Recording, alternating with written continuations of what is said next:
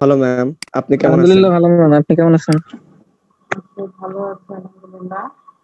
আহ, আসলে অনেকক্ষণ যাবত চেষ্টা করছি ক্লাসে ঢোকার জন্য।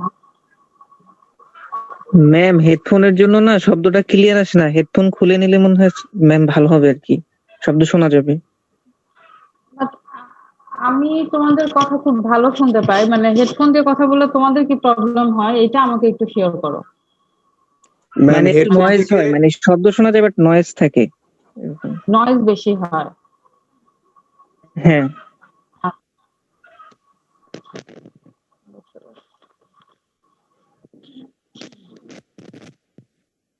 আচ্ছা, আমি হেডফোনটা পরে এটা ক্লিয়ার করব। ওকে, সো এখন ক্লিয়ার শোনা যায়? জি ম্যাম।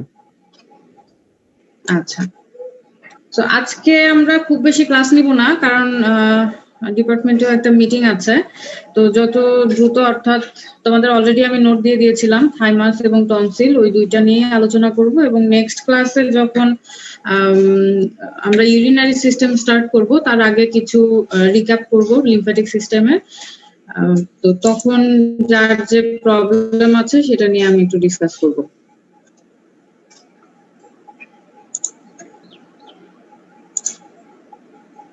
সো আমি ক্লাসে চলে যাই।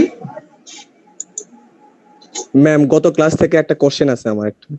ওকে, আমি ক্লাস শুরু করি, তারপরে আমাদের কোশ্চেন নিচ্ছি।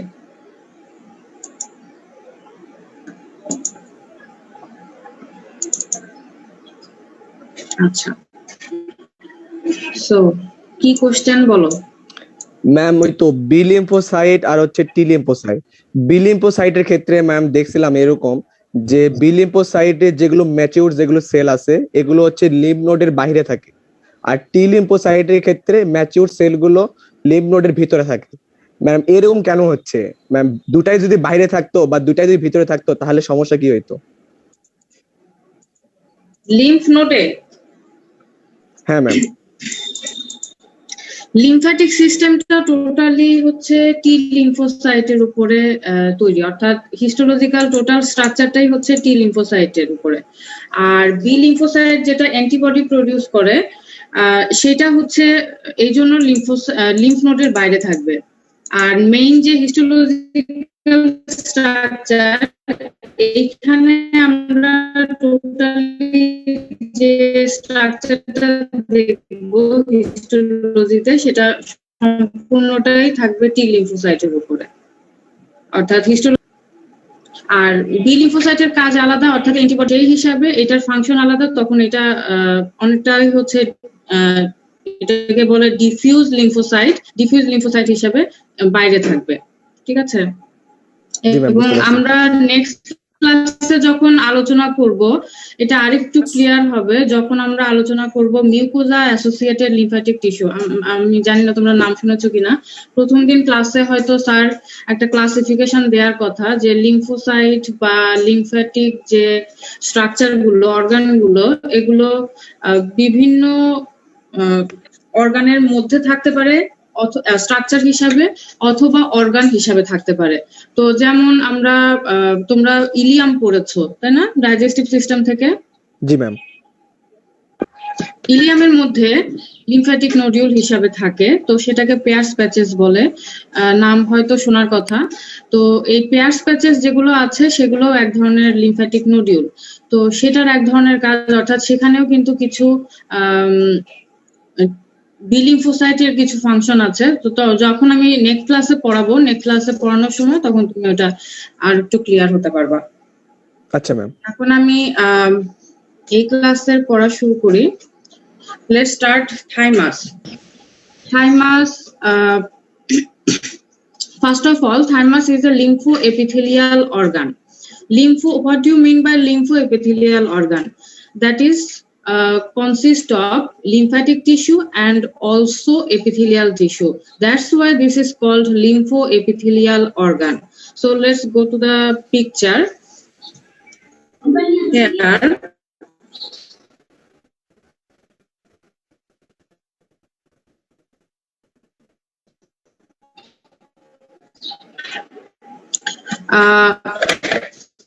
In the picture, we see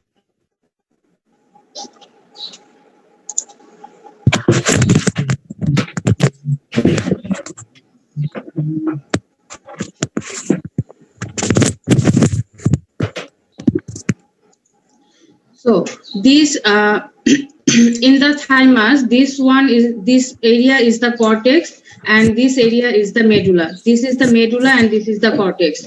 And in the cortex, you can see there is several types of cell. This one is the large cell, and this is the aggregated small cell. And in case of medulla, there is a large corpuscle, and so many cells are present in discrete condition. And here some capsules are present. So lymphatic, in case of thymus, this is a capsular organ. Next, thymus consists of right and left lobes. That means thymus is lobulated organ. How this lobulated organ is produced? First of all, thymus is covered by a capsule. So thymus is a capsulated organ. If you are asked in the viva voce, is thymus is a capsulated organ? Then the answer will be yes. Thymus is a capsulated organ, and it is lymphoepithelial organ. That means it consists of both lymphatic tissue and as well as epithelial tissue. And just consider the capsule. We know that if the capsule is surrounded by the total whole organ, then sometimes this capsule enter into the main structure. That means main parenchyma of any structure. If this happens, then then the structure is divided into several lobules. When the capsule enter into the parenchyma, then the structure is subdivided into several lobules. So, first of all, thymus is a capsule, and when the capsule is entering into the main thymic parenchyma, then total lobule is subdivided into several lobules. So, thymus is lobulated and also contains several multiple compartments, that is lobule. Small part of lobe is called lobule. So that is right in the text. In the second line, the thymus consists of right and left lobe, each of which is surrounded by a capsule of connective tissue continuous with thin septa that subdivide the lobes into partially separated lobules. And the total, each thymus consists of several lobules, and each lobule consists of cortex that is present in outer portion, and in the inner portion, that is the medulla. Here in the picture, you can see this one is the cortex and this one is the medulla. Here several lobules are present. This one is the capsule. This is the capsule, and if capsule is present within the thymic parenchyma, then the total thymus is subdivided into several lobules. That is very general or common sentence for all of the histological structure. When the capsule is present, then this capsule subdivide the thymus into several lobules, and the outer cortex and inner medulla, each lobule contains outer cortex and inner medulla. Then what will contain within the cortex? Within the cortex, this picture, you can see this is a stellate epithelial cell. Stellate, that means stellate, most of the looks like as star shape. You can also call it star shape, that is stellate type of epithelial reticular cell. This stellate type of epithelial reticular cell have ovoid large nucleus and also has several cytoplasmic process. you can see this large cell is called stellate epithelial reticular cell. This is the special type of cell because, as I mentioned earlier, thymus is a lymphoepithelial organ.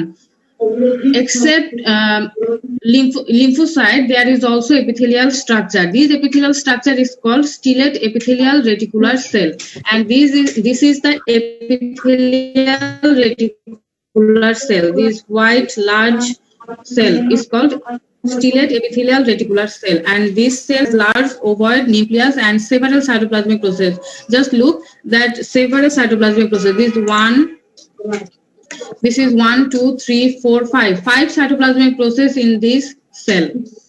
1, 2, 3, 4, 5. There is also 5 cytoplasmic process. Several cytoplasmic process will present in the stellate epithelial reticular cell. Okay, so this is the cortex structure, consists of mainly an epithelial reticulum and lymphocyte. Stellate epithelial, maybe কারো microphone on করা আছে, please silent করো, better হয়।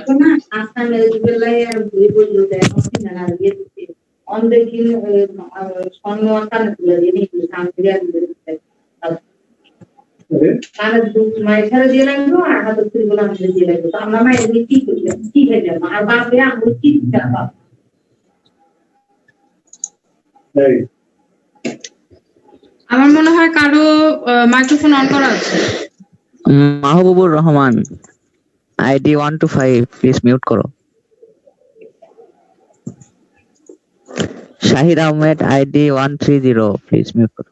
হয়েছে ma'am. Okay, thank you. Acha. So, as I mentioned earlier, thymus is a lymphoepithelial organ. So the epithelial cell is the stellate epithelial reticular cell. This red highlighted point, lymphoepithelial cell, and there is also several lymphocyte that is present. This dark color is the aggregated lymphocyte, several aggregated lymphocyte, and this white large area is the stellate epithelial reticular cell. And at the periphery of the lobule and around the perivascular space. What do you mean by perivascular space? The space that is present at the periphery of any vascular system. That's the cell, the flattened epithelial cell,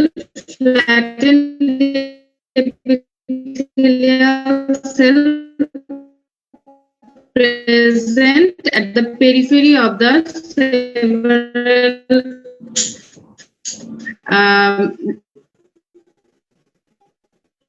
or vessel. Ma'am বুঝতে পারিনি।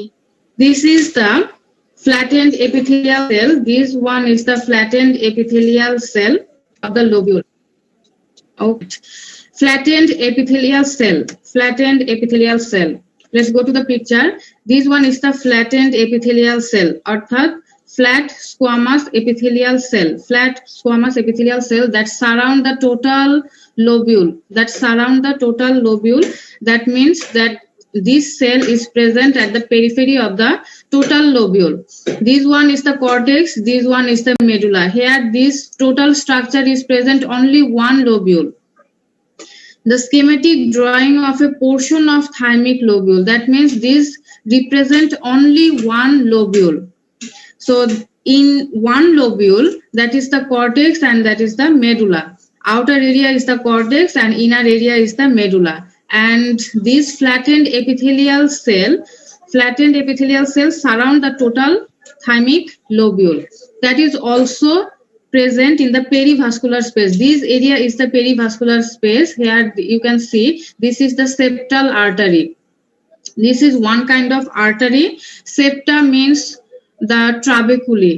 That means if this one is the capsule or connective tissue, if this connective tissue is present within the parenchyma, then this connective tissue is called septa. That means trabeculae. আমি বাংলায় আবার একটু বলছি যে আমরা জানি যে যে কোনো স্ট্রাকচার যদি কানেকটিভ টিস্যু দ্বারা কভার করা থাকে তাহলে সেটা হচ্ছে ক্যাপসুল। আর এই ক্যাপসুল যেটা আছে সেই ক্যাপসুলটা যখন চারপাশে সারাউন্ডিং অবস্থায় থাকে এবং যে কোনো স্ট্রাকচারের প্যারেনকাইমার মধ্যে যদি এন্ট্রি করে তখন সেই এন্ট্রি কানেকটিভ টিস্যু অংশটাকে বলা হয় connective tissue septa or connective tissue trabeculae. এবং যখনই কানেকটিভ টিস্যু যে কোনো একটা স্ট্রাকচারের মধ্যে যখন প্রবেশ করবে তখন কি হবে, তখন টোটাল স্ট্রাকচারটাকে ছোট ছোট লোবিউলে ভাগ করবে। তো আমরা যে পিকচারটা এখানে দেখতে পাচ্ছি এখানে একটা যে কোনো একটা থাইমিক লোবিউলকে রিপ্রেজেন্ট করছে। আর প্রত্যেকটা থাইমিক লোবিউলে কি হয়, আউটার অংশে কর্টেক্স থাকে এবং ইনার অংশে মেডুলা থাকে। আর টোটাল আউটার কর্টেক্স এবং ইনার মেডুলাকে আবার চারপাশ থেকে সারাউন্ডিং করে রাখবে কে, ফ্ল্যাটেন্ড এপিথেলিয়াল সেল। অর্থাৎ ফ্ল্যাট যে এপিথেলিয়াল সেল সেটা চারপাশ থেকে সারাউন্ড করে রাখবে। এবং এই এপিথেলিয়াল সেলের চারপাশ দিয়ে আবার কি থাকবে, কিছু আর্টারিয়াল এরিয়া থাকবে। অর্থাৎ এই থাইমাসেও তো আবার ব্লাড সাপ্লাইয়ের দরকার আছে, তো সেই ব্লাড সাপ্লাইটা আসবে কিভাবে? অর্থাৎ এই যে কানেকটিভ টিস্যু যেটা চারপাশ থেকে সারাউন্ড করে রাখে ক্যাপসুল, সেই ক্যাপসুলটা আসলে কানেকটিভ টিস্যু এবং কানেকটিভ টিস্যুর মধ্যেই সবসময় ব্লাড ভেসেলের ছোট ছোট আর্টারি, ভেইন এগুলো স্ট্রাকচার থাকে এবং টোটাল যে কোনো স্ট্রাকচারকে ব্লাড সাপ্লাই দিয়ে থাকে। তো সেই হিসাবে এখানে আমরা দেখতে পাচ্ছি সেপ্টাল আর্টারি। এই সেপ্টাল আর্টারি কিন্তু কানেকটিভ টিস্যুর মধ্যেই আছে এবং এই কানেকটিভ টিস্যু থেকেই কিন্তু এই থাইমাসকে ব্লাড সাপ্লাই দিয়ে যাচ্ছে। তো সেই হিসাবে কথাটা বলা হয়েছে যে at the periphery of the lobule, অর্থাৎ লোবিউলের একদম প্রান্তের দিকে, আর অ্যারাউন্ড দ্য পেরিভাস্কুলার স্পেস। অর্থাৎ পেরিভাস্কুলার স্পেস মানে হচ্ছে যে সেই স্পেস যেটা হচ্ছে যে কোনো ভাস্কুলার এরিয়ার একদম বর্ডার লাইনে থাকে, অর্থাৎ ভাস্কুলার এরিয়ার একদম পেরিফেরিতে থাকবে। তো সেখানে কি থাকে, একটা single layer of long flattened epithelial cell form করবে, একটা কন্টিনিউয়াস লাইনিং ফর্ম করবে। আচ্ছা, তারপরে বলা হচ্ছে then medium sized lymphocyte and lymphoblast predominate in the meshes of the mesh, মানে হচ্ছে জাস্ট মনে হবে যে একটা জালের মতো অংশ, net like structure. Mesh means net like structure of the peripheral lymphatic tissue. So in this picture, this one is the stellate epithelial reticular cell, and this deep dark color is the lymphocyte, and also some lymphoblast is also present. So this one is the structure of cortex. And in case of medulla, there is also epithelial reticular cell, and some epithelial reticular cell form thymic corpuscle. This is the very important structure. If you are asked in the viva voce, what is the main point of thymus that you can identify under the microscope in one focus, what will be the structure? Then your answer will be Hassel's corpuscle or thymic corpuscle. That is the main structure, Hassel corpuscle or thymic corpuscle. So Hassel corpuscle is formed by, this one is the Hassel corpuscle, and in the middle point or in the center there is a epithelial cell that is dead and keratinized structure, and this dead epithelial cell structure is surrounded by several flat cells. So this line is very important. The corpuscle consists of one to several calcified or degenerated large central cell. In case this picture, you can see there is two large keratinized cell. So one or several calcified or degenerated large central cell which are surrounded by flat keratinized cell, which are surrounded by this dead epithelial cell is surrounded by flat keratinized cell. So this is totally one dead structure but present within the medulla of thymus. And in one lobule, in case of medulla, in one lobule there will be one or two Hassel's corpuscle. In the viva, if you are asked how many Hassel's corpuscles are present in the medulla of thymus, in one thymic lobule of medulla. How many Hassel's corpuscles are present? Your answer will be 1 or 2. Most of the time, in case of one lobule, one Hassel's corpuscle is present, but sometimes 1 or 2 Hassel's corpuscle may be present. So in this picture, you can see this one is the cortex. This total area, this total round area is one thymic lobule. This is the connective tissue septa. This one is the connective tissue septa. This connective tissue septa divided the thymus and formed lobule, and this one is the total lobule. That is one lobular structure of thymus, and the outer portion is the cortex and inner portion is the medulla. And in case of medulla, you can see this is the Hassel's corpuscle. This one is the Hassel's corpuscle, very, very important for your viva and also your identification in the practical. Small lymphocyte along with a few macrophages are present in the meshes of the epithelial reticular network. That means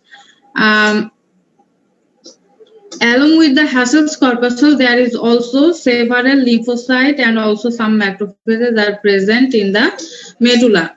And this one is the reticular cell. That means stellate epithelial reticular cell, because I told you that thymus is a lymphoepithelial cell. Now the tonsil.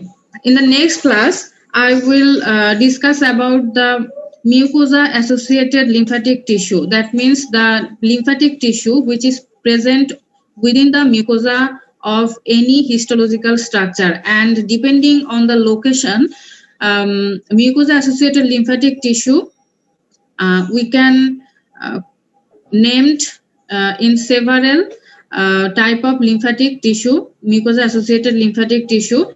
One of these is tonsil. This is also mucosa associated lymphatic tissue, and you have already studied about the ileum in the digestive system.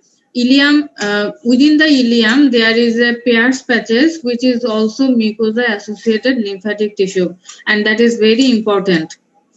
And here is the tonsil. Tonsil, what do you mean by tonsil? In one word we can say aggregated lymphatic nodule in the pharynx are referred to as tonsil. That means within the pharynx, if we found any aggregated lymphatic nodule, then we called it tonsil.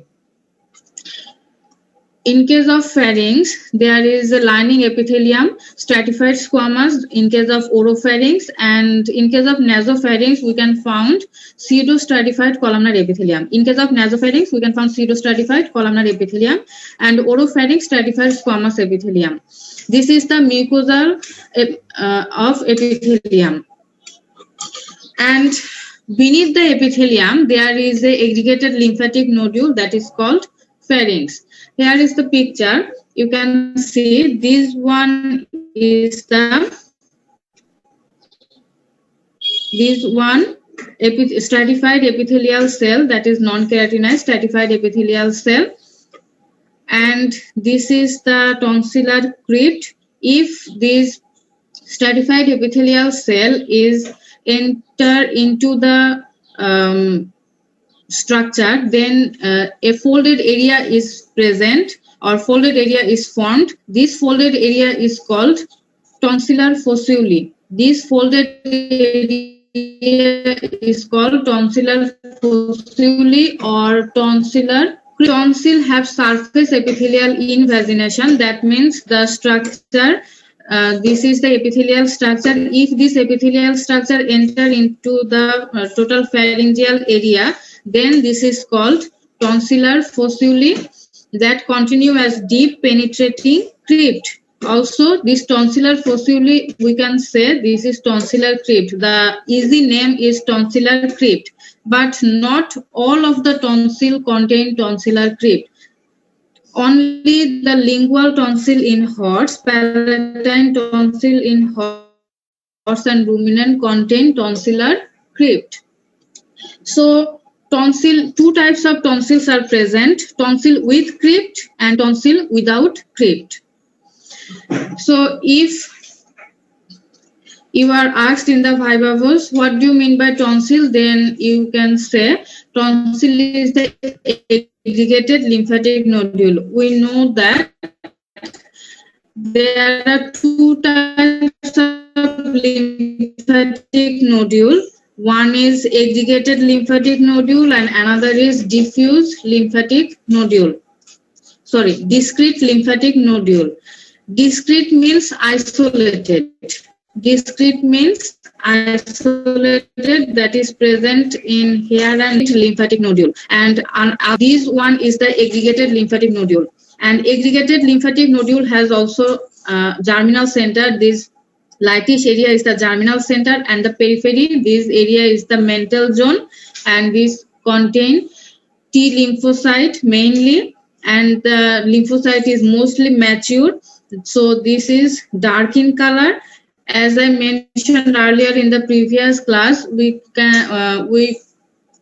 found that in spleen and lymph node there is also lymphatic nodule. Here this is also lymphatic nodule, and these lymphatic nodules are aggregated in form. And aggregated lymphatic nodule, we know that what is the histology of aggregated lymphatic nodule? There will be a germinal center that contains immature lymphoblast, and in the periphery there is a mantle zone, and that contains lymphocyte, that is mature lymphocyte. So these aggregated lymphatic nodule, when present beneath the epithelial structure, so this structure is totally called tonsil. That's why it is called mucosa associated lymphatic tissue, because this is the total pharyngeal structure. In case of pharynx, this is the pharyngeal epithelium, that means mucosa, and just beneath the epithelial structure, this is the connective tissue, that means lamina propria, and within the lamina propria there is a aggregated lymphatic nodule. That lymphatic nodule is called tonsil. When this lymphatic nodule present in association with the mucosa or mostly the epithelial structure, so that time it is called mucosa associated lymphatic tissue. Especially in case of pharynx, we called it tonsil. So আমি একটু বাংলায় বলি, tonsil হচ্ছে one type of mucosa associated lymphatic tissue. Mucosa associated বলতে বোঝায় যে যখন মিউকোজার কাছাকাছি কোনো লিম্ফ্যাটিক নোডিউল থাকবে, প্রেজেন্ট থাকবে, তখন সেটাকে আমরা বলবো মিউকোজা অ্যাসোসিয়েটেড লিম্ফ্যাটিক টিস্যু। আমরা জানি মিউকোজাতে কি কি স্ট্রাকচার থাকে। Mucosa consist of lamina epithelia, lamina propria and lamina muscularis. So lamina epithelia, here is the pharynx. The lamina epithelia is stratified squamous epithelium, and beneath the epithelium there is a lamina propria that contains connective tissue structure, and within this lamina propria there is a several aggregated lymphatic nodule, and these aggregated lymphatic nodules, especially in case of pharynx, we called it tonsil. When these aggregated lymphatic nodule, that mucosa associated lymphatic nodule present within the ileum, then we called it Peyer's patches. So depending on location, we called several name. And tonsil, two types of tonsils are present. This is the crypt, tonsillar crypt. When crypt are present, then we called it tonsillar crypt. That means tonsil with crypt. And আমার এখানে অবশ্য অন্য কোনো without tonsillar ক্রিপ্টের ছবি আমার কাছে অবশ্য নাই। সো যদি এই ক্রিপ্টটা না থাকে তখন আমরা বলবো টনসিল উইদাউট ক্রিপ্ট। তার মানে দুই ধরনের টনসিল হতে পারে, ক্রিপ্ট সহ এবং ক্রিপ্ট ছাড়া, দুই ধরনেরই হতে পারে। আচ্ছা, এখানে আরেকটা পিকচার দেখা যাচ্ছে, সেম স্ট্রাকচার। এখানে হিস্টোলজি অফ টনসিল, এটা কোথায়? এটা আসলে টাঙের area. This picture should represent the tongue of আমার অবশ্য স্পিসিস এখানে লেখা নাই। This area is the tongue. So this is the tonsil, This one is the stratified squamous epithelium. That means lamina epithelia. This area is the lamina propria, and within the lamina propria there is the aggregated lymphatic nodule. Here is the aggregated lymphatic nodule. This is the aggregated lymphatic nodule. This is the tonsil, and this invagination is called tonsillar crypt. This invagination is the tonsillar crypt, and this is the other structures of tongue. You also studied in the digestive system. There is a connective tissue, and also skeletal muscle is present within the tongue. So the next slide. Crypts are blind and sometimes branched. These crypts are blind. That means আর কোনো সংযোগ নাই এই ক্রিপ্টের পরবর্তীতে, এই ক্রিপ্টের সাথে আর অন্য কোনো স্ট্রাকচারের কোনো সংযোগ নাই, এই কারণে এই ক্রিপ্টটাকে বলা হচ্ছে ব্লাইন্ড। ক্রিপ্টটা হচ্ছে ব্লাইন্ড, এবং কখনো কখনো এই ক্রিপ্টটা ব্রাঞ্চ হতে পারে। যেমন দেখো এই crypt, this sometimes this crypt may be branched, so this crypt is branched. Tonsil without crypt is formed by a single lamina of lymphatic tissue that may secondarily protrude. That this line is not important. Here this line represents that if the tonsil has no crypt, then the continuous lamina epithelia will be present. That means no invagination will be present in the tonsillar structure. If the tonsillar crypt is absent, then the continuous lamina epithelia will be present, and these lamina epithelia may be present as a folded layer. So this area is the folded lamina epithelia.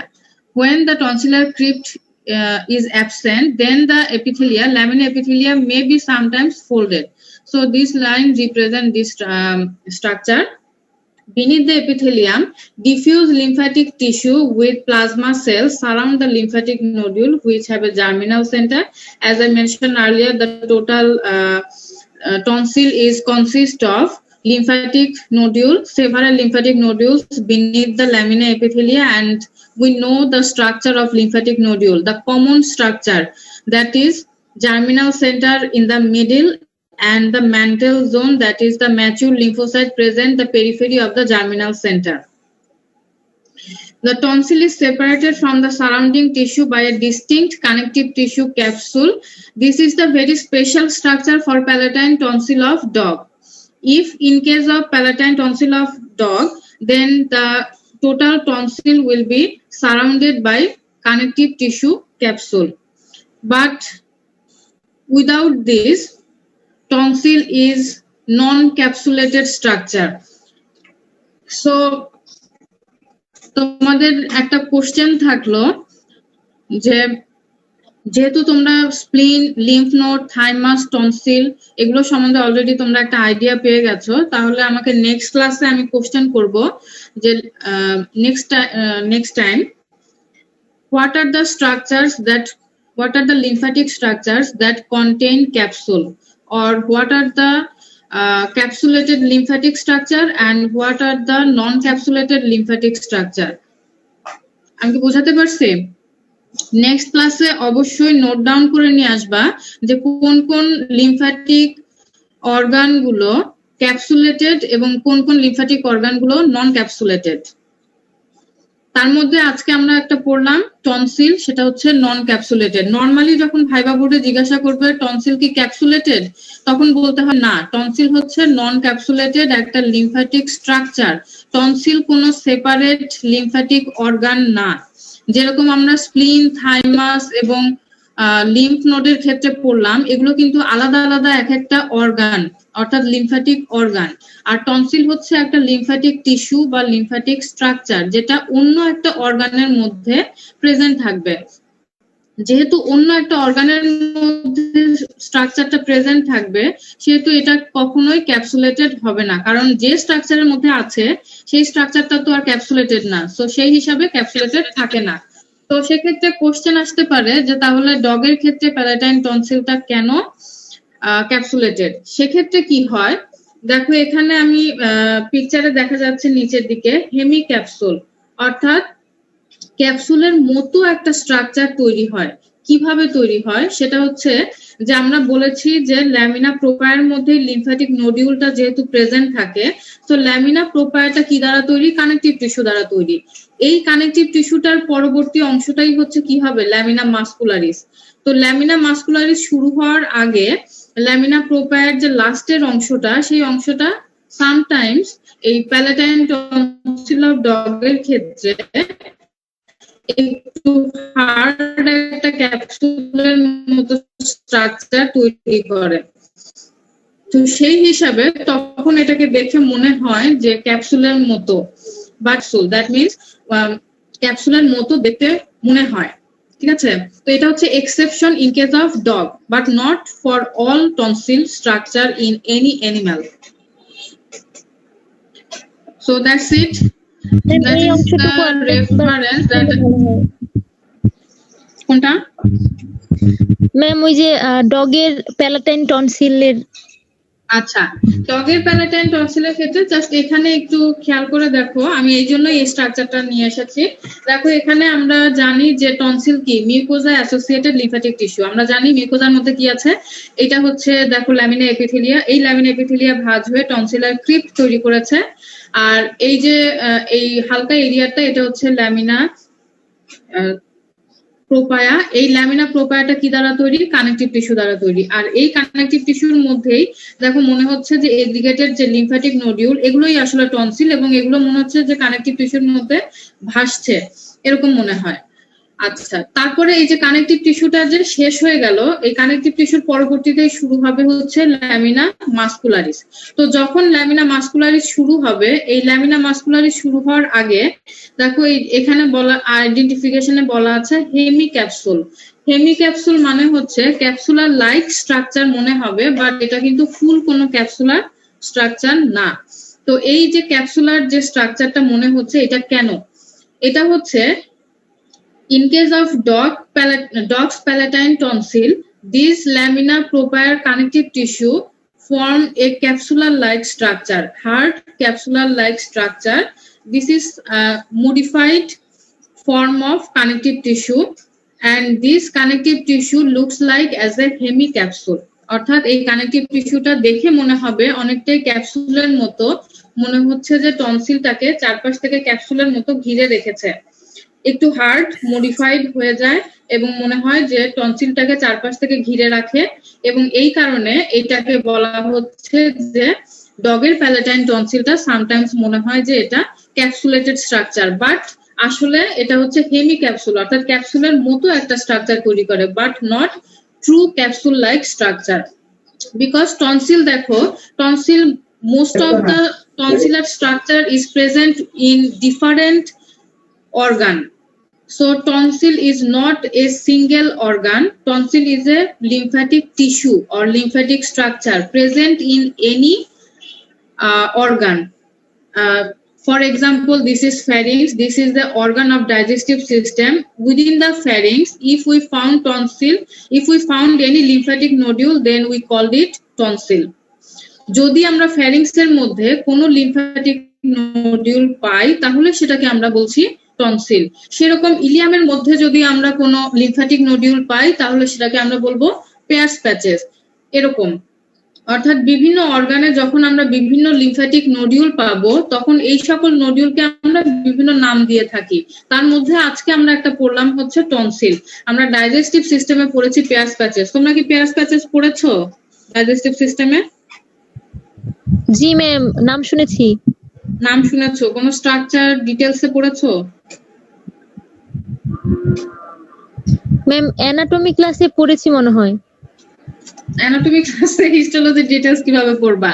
আচ্ছা শোনো, আমি তোমাদের একটা thumb rule শেখাই। সেটা হচ্ছে যখনই কোনো কোশ্চেন আসবে যে এগ্রিগেটেড লিম্ফ্যাটিক নোডিউল, এটার হিস্টোলজি বলো, অথবা তোমাকে জিজ্ঞাসা করলো টনসিল, এটার হিস্টোলজি বলো, অথবা জিজ্ঞাসা করলো পেয়ার্স প্যাচেস, এটার হিস্টোলজি বলো, সব কিন্তু সেম, একই রকম খাঁজ কাটা মুখস্থ করবা। একটা জিনিস সব জায়গাতে অ্যাপ্লাই করে দিবা। সেটা কি? এগ্রিগেটেড লিম্ফ্যাটিক নোডিউল মানেই হচ্ছে আমরা স্প্লিন, তারপর লিম্ফ নোডের যে নোডিউলের হিস্টোলজি পড়েছিলাম, সেই একই কথা সব জায়গার জন্যই প্রযোজ্য। অর্থাৎ একটা লিম্ফ্যাটিক নোডিউলে কি থাকবে, জার্মিনাল সেন্টার থাকবে, যেখানে কি থাকে, লিম্ফোব্লাস্ট থাকে। অর্থাৎ এটা স্টেইন হালকা নিবে, লাইট স্টেইন নিবে, কারণ এটা হচ্ছে ইম্যাচিউর। আর চারপাশে পেরিফেরিতে কি হয়, জার্মিনাল সেন্টারের চারপাশ দিয়ে সারাউন্ডেড অবস্থায় থাকবে হচ্ছে ম্যান্টেল জোন। আর এই ম্যান্টেল জোনটা কি দ্বারা তৈরি, ম্যাচিউর লিম্ফোসাইট দ্বারা তৈরি। সো এটা হচ্ছে একদম কমন কথা, ভাইবা বোর্ডে বারবারই একই জিনিসই বিভিন্ন ভাবে জিজ্ঞাসা করবে, তোমাদের কাছে মনে হবে যে সবই নতুন নতুন। অর্থাৎ টনসিলের হিস্টোলজিটা কি তোমার কাছে মনে হবে আলাদা, পেয়ার্স প্যাচেস এর কি জিনিস সেটাও মনে হবে আলাদা। আসলে কি সবই একই জিনিস, সববার হিস্টোলজি একই, অর্থাৎ এগ্রিগেটেড লিম্ফ্যাটিক নোডিউল। এই একটা জিনিস মনে রাখবা যে এগ্রিগেটেড লিম্ফ্যাটিক নোডিউল মানেই হচ্ছে টনসিল, মানেই হচ্ছে পেয়ার্স প্যাচেস, একই জিনিস, কিন্তু বিভিন্ন জায়গায় থাকার কারণে বিভিন্ন নাম দিয়েছে বিজ্ঞানীরা, এটাই জাস্ট পার্থক্য। অর্থাৎ ফ্যারিংসে থাকলে বলবো টনসিল, কিন্তু যখন ইলিয়ামে থাকবে তখন সেটাকে বলবো আমরা pairs patches, but structure same. আবার যখন আমরা বলছি স্প্লিন, স্প্লিনে থাকলে লিম্ফ্যাটিক নোডিউল থাকলে বলছি স্প্লিনিক নোডিউল, যখন লিম্ফ নোডে থাকে তখন আমরা বলছি লিম্ফ্যাটিক নোডিউল। সো অল আর সেম স্ট্রাকচার। বুঝাতে পারছি আমি? জি ম্যাম, বুঝছি। আর এখানে টনসিলের এখানে যেটা আমি বলেছি যে কভার্ড বাই, টনসিল কিন্তু স্ট্র্যাটিফাইড স্কোয়ামাস দ্বারা লাইনিং এপিথেলিয়াম না। অর্থাৎ টনসিলটাকে কে কভার করে রাখে, ল্যামিনা এপিথেলিয়া। ফ্যারিংসের যে ল্যামিনা এপিথেলিয়া, সেই ল্যামিনা এপিথেলিয়াটাই হচ্ছে স্ট্র্যাটিফাইড স্কোয়ামাস এবং সিউডো স্ট্র্যাটিফাইড কলামনার, যে কোনোটাই হতে পারে ওরো এবং ন্যাজোফ্যারিংসের ক্ষেত্রে। আর এই ল্যামিনার নিচেই থাকবে যখন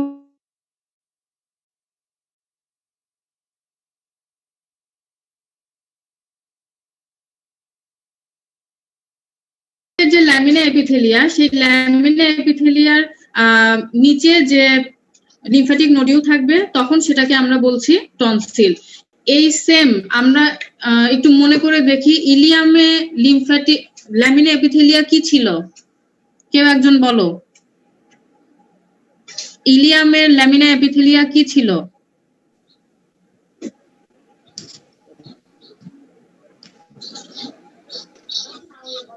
ইলিয়ামের ল্যামিনা এপিথেলিয়া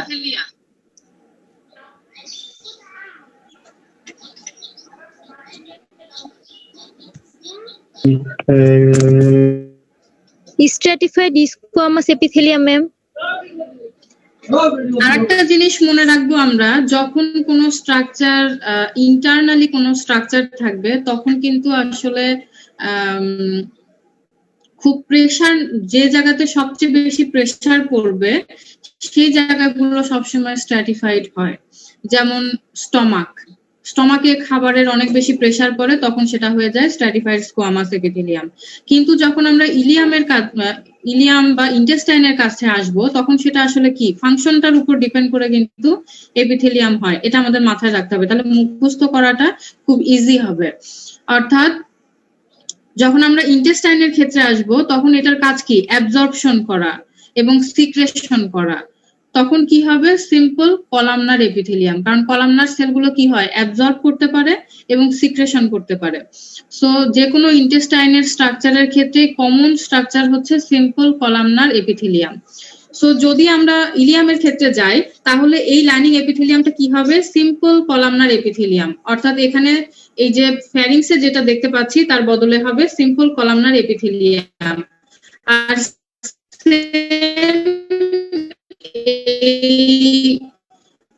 ল্যামিনা প্রোপার মধ্যে থাকবে এইরকম এক্স প্যাচেস। যখন ইলিয়ামে তখন এই একই সেম নোডিউলকেই আমরা বলবো পেয়ার্স প্যাচেস। আর লাইনিং এপিথেলিয়ামটা শুধু চেঞ্জ হয়ে যাবে, অর্থাৎ যে স্ট্রাকচারের মধ্যে থাকবে সেই স্ট্রাকচারের লাইনিং এপিথেলিয়াম থাকবে। যেমন এখানে আমি দেখাচ্ছি ফ্যারিংস, তো এই ফ্যারিংস হিসাবে এটা হচ্ছে স্ট্র্যাটিফাইড স্কোয়ামাস এপিথেলিয়াম। যখন আমরা ইন্টেস্টাইনে যাচ্ছি তখন এটার বদলে হয়ে যাচ্ছে ল্যামিনা এপিথেলিয়াটা কি হবে, সিম্পল কলামনার এপিথেলিয়াম। সেম এই কথায়। তো নেক্সট ক্লাসে যখন আমি বাকি জিনিসগুলো বলবো তখন এগুলো আরো ক্লিয়ার হবে, অর্থাৎ মিউকোজা অ্যাসোসিয়েটেড লিম্ফ্যাটিক টিস্যু যখন আমি আরো ডিসকাস করব তখন এটা আরো ক্লিয়ার হবে। সো আজকের ক্লাসে আর কারো কোনো কনফিউশন আছে কিনা? Is there any question for today's class or any confusion? Madam শেষের কথাটা একটু প্লিজ আরেকবার রিক্যাপ করেন। শেষের কোন কথাটা?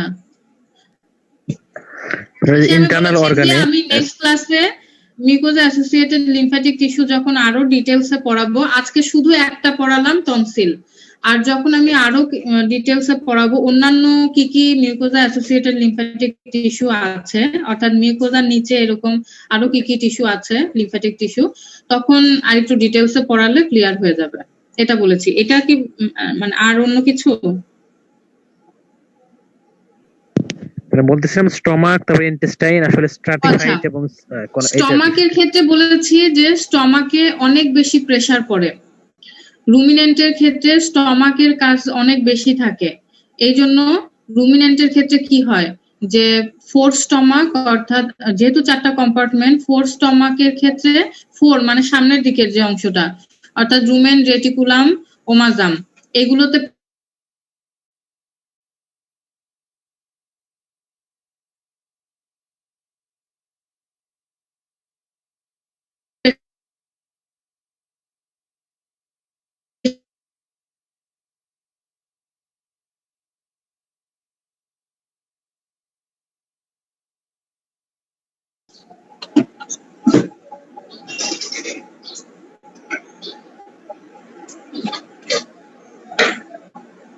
তোমরা কি আমার কথা শুনতে পাচ্ছ?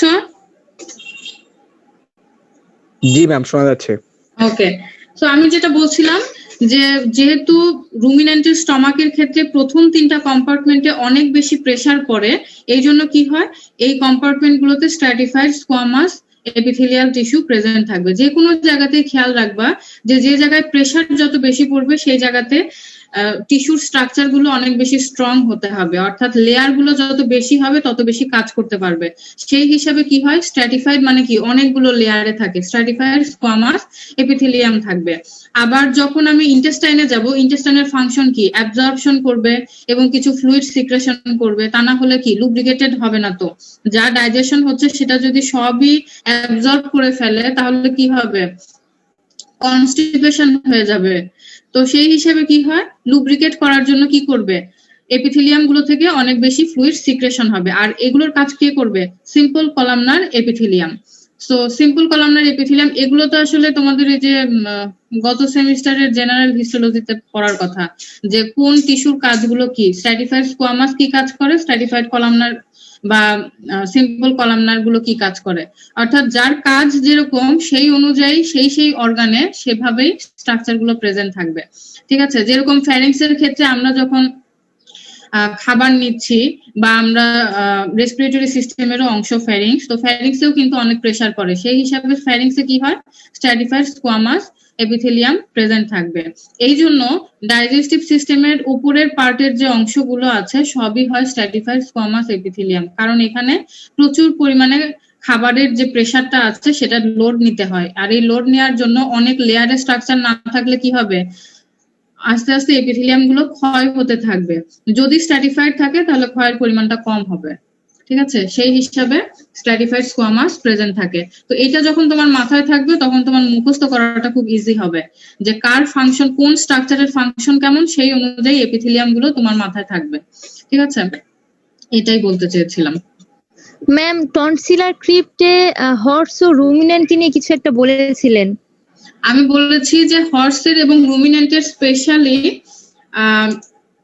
এখানে যে দেখো লিঙ্গুয়াল টনসিল ইন হর্স এবং palatine tonsil in horse and রুমিনেন্টের ক্ষেত্রে টনসিলার ক্রিপ্ট প্রেজেন্ট থাকে। কারণ আমি বলেছি টনসিলার ক্রিপ্ট সব টনসিলেই যে ক্রিপ্ট প্রেজেন্ট থাকে এরকম না, কিছু টনসিল আছে ক্রিপ্ট সহ, কিছু টনসিল আছে ক্রিপ্ট ছাড়া। তো সেই হিসাবে ক্রিপ্ট সহ যে টনসিল সেটা হচ্ছে লিঙ্গুয়াল টনসিল ইন হর্স এবং palatine tonsil in horse and ruminant, এই দুইটাতে হচ্ছে টনসিলার ক্রিপ্ট থাকে। আর বাকি যেগুলো টনসিল আছে সেগুলোতে কোনো টনসিলার ক্রিপ্ট থাকে না। ঠিক আছে, সেটা বলতে চেয়েছি। আর কোনো কোশ্চেন কারো?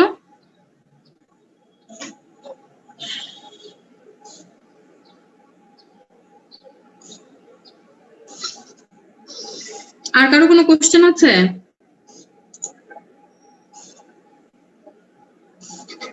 ম্যাম আপাতত নাই, পড়ার পরে তারপরে হইতে পারে। ম্যাম সেল পোলারিটি বলতে কি বোঝায়? কি বোঝায়? সেল পোলারিটি তোমার কথাই আমি বুঝতে পারছি না। Cell polarity. Cell polarity. জি ম্যাম। আচ্ছা, সেল পোলারিটি হচ্ছে, পোলার মানেই হচ্ছে কি প্রান্ত। সেলের, তুমি কি আসলে পপুলারিটি না পোলারিটি বলতে চাচ্ছ? পোলারিটি শিওর তো?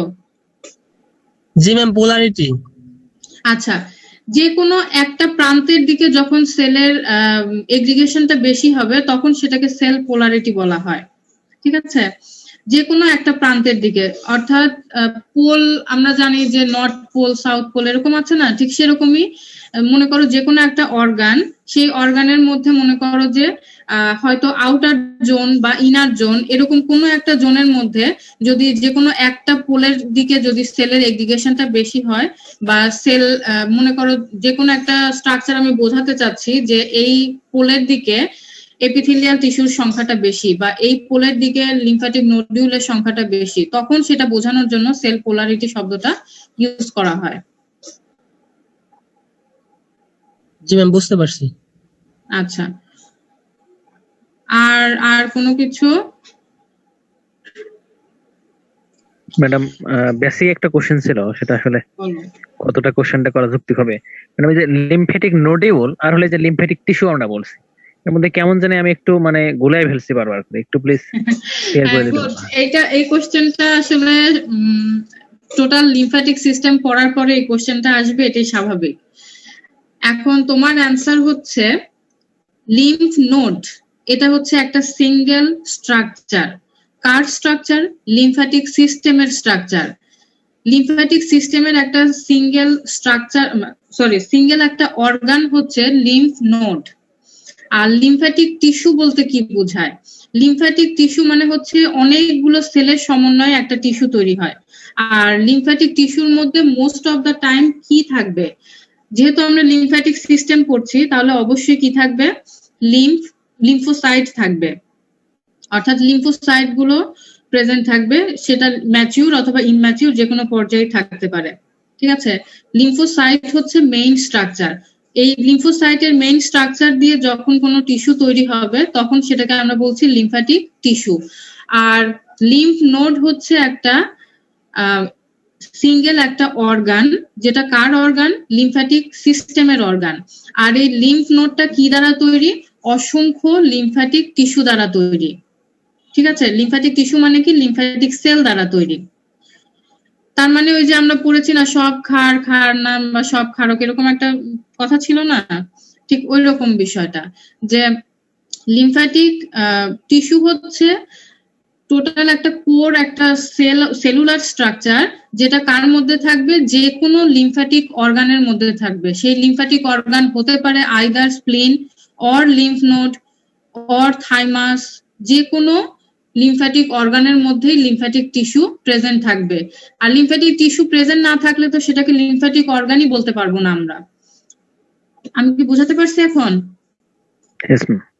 ওকে, সো আজকের ক্লাস আমি এই পর্যন্তই শেষ করছি। নেক্সট ক্লাসে আমি শুরু করব আসলে ইউরিনারি সিস্টেম। তার আগে একবার রিক্যাপ করব লিম্ফ্যাটিক সিস্টেম সম্বন্ধে। আশা করি এখন পর্যন্ত তোমাদের যে নোটটা দেয়া আছে সেই নোটটা তোমরা, আজকেই আসলে কোশ্চেন করার কথা ছিল, যদিও আমি করি নাই, কিন্তু নেক্সট ক্লাসে হতে পারে যে শর্ট একটা পরীক্ষাও নিতে পারি। এটা কিন্তু শিডিউলড না, কিন্তু নিলেও নিতে পারি। সো সেই হিসেবে প্রিপারেশন নিয়ে আসবা। আর যদি পরীক্ষা নেই তাহলে সেখানে অবশ্যই নাম্বার থাকবে। বুঝাতে পারছি? জি ম্যাম।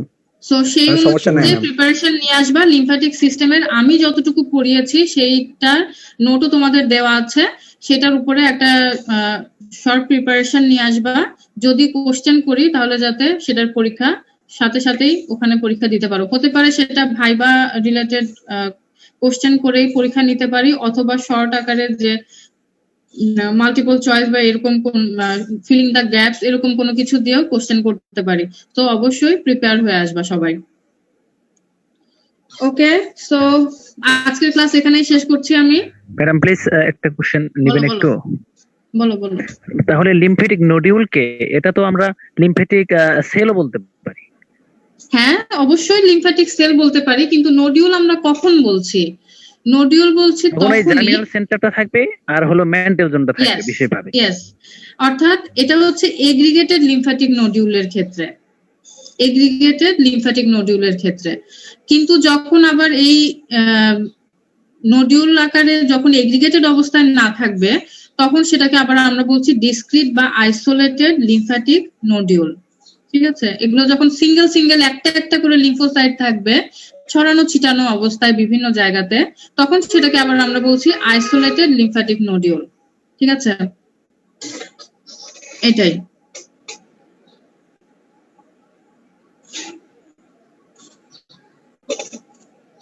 আর কিছু? Okay madam, thank you.